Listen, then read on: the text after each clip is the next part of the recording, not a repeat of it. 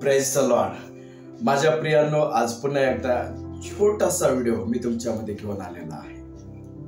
विषय आहे प्रेमाचं प्रतीक काय आहे.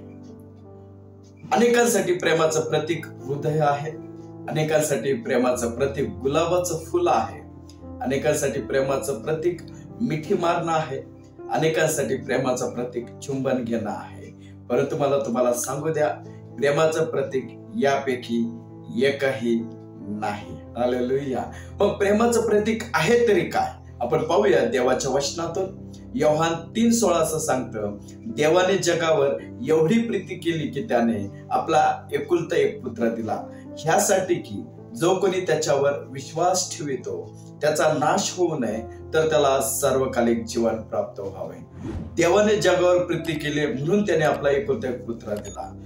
पुत्र देणं हे त्यागाचं प्रतीक आहे आणि त्या परमेश्वराने त्याचं एकुलते पुत्र देऊन त्याग काय आहे, प्रेम काय आहे हे त्याने दर्शवलेलं आहे.